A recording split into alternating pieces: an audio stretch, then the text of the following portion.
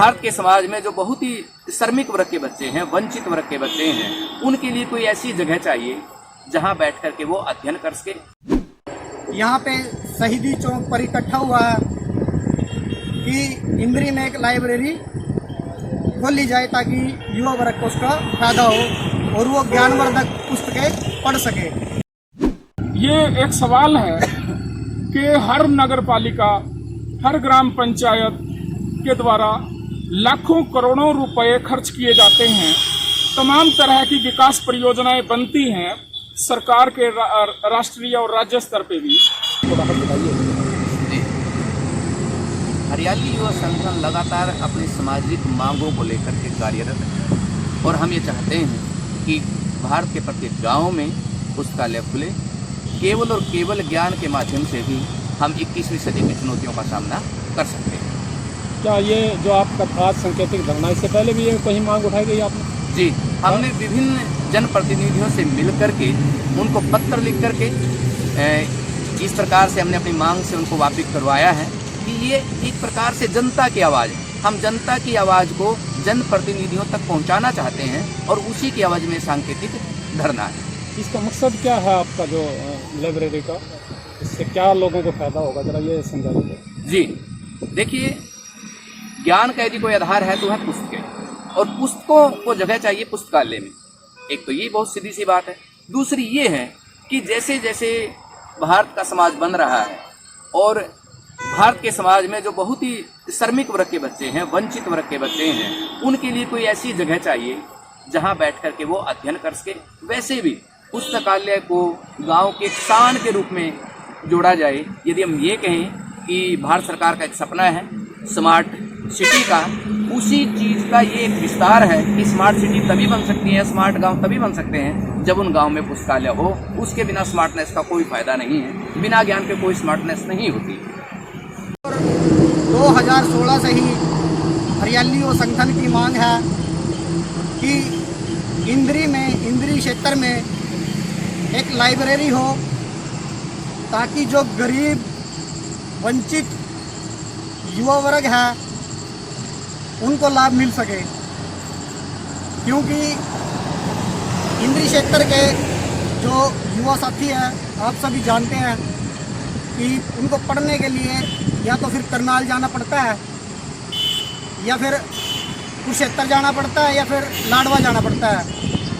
तो जिससे अब कुछ तो कोरोना महामारी से आप परिचित हो कि किसी के पास इतना समय भी नहीं है, साधन भी नहीं है कि वो इतनी दूर जा सके, और आने जाने में जो खर्च होता है वो अलग है। तो इसलिए आज हरियाली युवा संगठन यहाँ पे शहीदी चौक पर इकट्ठा हुआ है कि इंद्री में एक लाइब्रेरी खोली जाए ताकि युवा वर्ग को उसका फायदा हो और वो ज्ञानवर्धक पुस्तकें पढ़ सके। यहाँ पे हरियाली युवा संगठन ने जो सांकेतिक प्रदर्शन किया है उसका मुख्य कारण ये है कि इंद्री में लाइब्रेरी नहीं है, और इससे पहले भी हम माननीय राज्य मंत्री करणदेव काम्बोज को और एसडीएम साहब को और अपने विधायक राम कुमार कश्यप जी को भी मांग पत्र दे चुके हैं। और ये सिर्फ हरियाली युवा संगठन की मांग नहीं है, इंद्री क्षेत्र के सभी युवा वर्ग की मांग है कि इंद्री में एक लाइब्रेरी स्थापित हो, क्योंकि बच्चों को पढ़ने के लिए या तो लाडवा जाना पड़ता है या फिर करनाल कुरुक्षेत्र जाना पड़ता है, जिससे उनका बहुत सा समय आने जाने में ही बर्बाद हो जाता है। इसलिए आज जो हरियाली युवा संगठन ये मांग कर रहा है कि भाई इंद्री में एक पुस्तकालय स्थापित किया जाए। क्या पद आपका? मैं प्रदेश अध्यक्ष हरियाली युवा संगठन सूरज बुटानखेड़ी। जी, क्या कहना चाहेंगे आज का जो कार्यक्रम है इसको लेकर?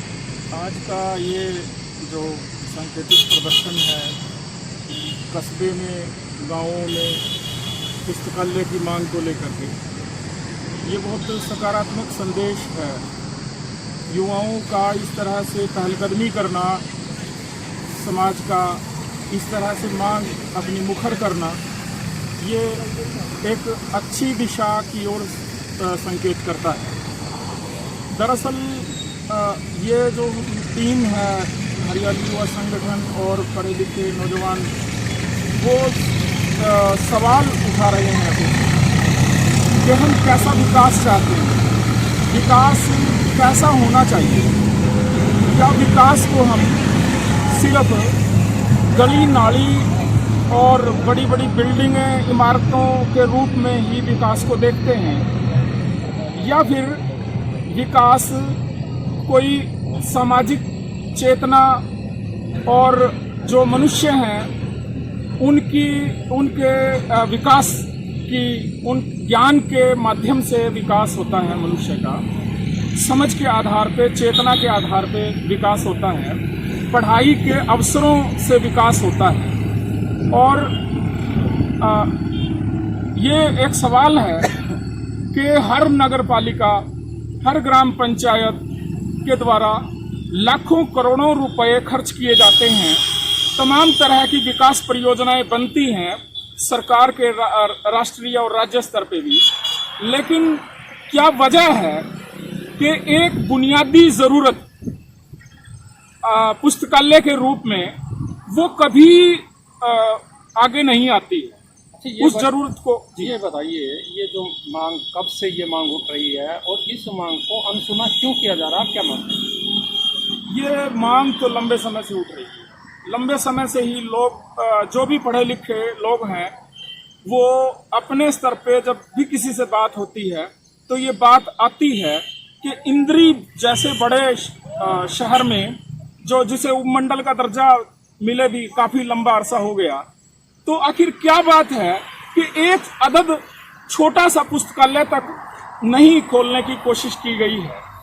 तो ये सवाल तो बहुत लंबे समय से है, लोगों के मन में है, और लोग अपनी अपनी तरह से, जैसे हरियाली युवा संगठन की टीम है, युवाओं की टीम, ये लंबे समय से राजनेताओं के सामने, और भी लोग हैं जो आज शायद यहाँ नहीं भी होंगे, वो भी अपनी अपनी तरह से राजनेताओं के सामने ये मांग रखते रहे हैं कि पुस्तकालय हो। आगामी क्या कार्रवाई हो सकती है, क्या गतिविधियां हो सकती हैं संगठन की ओर से? संगठन की ओर से जो योजना बनेगी वो तो संगठन के साथ ही बता पाएंगे, लेकिन मुझे लगता है कि ये मांग, ये सांकेतिक रूप से इस तरह से इकट्ठा होना बहुत सकारात्मक है, और ये और युवाओं के सामने और पढ़े लिखे लोगों के सामने भी एक बात उनके सामने रखी जा रही है कि ये चीज़ें भी हैं जिनके लिए हमें थोड़ी सी बात अपनी आगे बढ़ानी होगी, मुखर होकर के मांगना होगा। पुस्तकालय हमारा अधिकार है, ये कोई मतलब ऐसी कोई चीज़ नहीं है कि कोई हम ऐसी चीज़ मांग रहे हैं। बच्चे, नौजवान अपने खाली समय में बैठ करके पढ़ पाएं, तो इससे बढ़िया और क्या बात हो सकती है किसी भी समाज के लिए। उन्होंने कहा कि पुस्तकालय की मांग एक जायज मांग है जो पूरी होनी जरूरी है और इसे पूरा भी किया जाए। इंद्री से विजय कंबोज की रिपोर्ट, D5 चैनल हिंदी।